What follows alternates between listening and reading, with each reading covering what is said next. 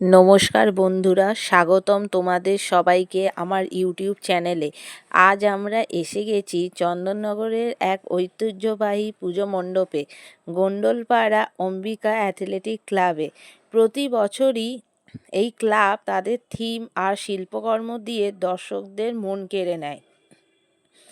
এবছরের থিমের মূল ভাবনা সময়ের সঙ্গে সঙ্গে মানুষের জীবনধারা, সভ্যতা আর চিন্তাভাবনার পরিবর্তন।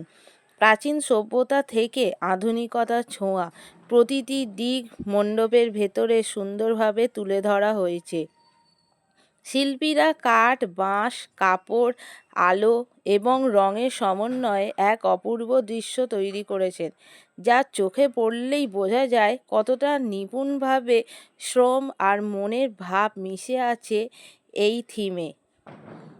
মণ্ডপের বাইরের অংশে দেখা যাচ্ছে অতীতের প্রতিচ্ছবি, গুহাচিত্র, রাজসভা, গ্রাম বাংলার রূপ। আর ভিতরে প্রবেশ করতেই যেন সময় এগিয়ে যায় আধুনিক যুগে। উঁচু অট্টালিকা, যান্ত্রিক জীবন আর প্রযুক্তির ছোঁয়া। প্রতিমার রূপও অনন্য। জগদ্ধাত্রী মা যেন শক্তি আর জ্ঞান দুইয়ের প্রতীক। মাতার মুখমণ্ডল, চোখের অভিব্যক্তি আর গয়নার নকশায় শিল্পীর দক্ষতা স্পষ্ট। পুরো থিমটা এক গভীর বার্তা দেয়। সময় বদলায়, সভ্যতা বদলায়, কিন্তু মানবতা আর সংস্কৃতি যেন চিরন্তন থাকে।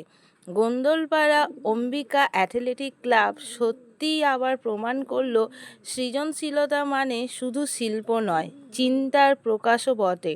যারা এখনও আসেননি, অবশ্যই একবার ঘুরে দেখে নিন এই অসাধারণ থিম। শেষে বলবো, যদি ভিডিওটা ভালো লাগে তাহলে একটা লাইক, কমেন্ট আর সাবস্ক্রাইব করে দিল। আবার দেখা হবে পরের ভিডিওতে। ধন্যবাদ।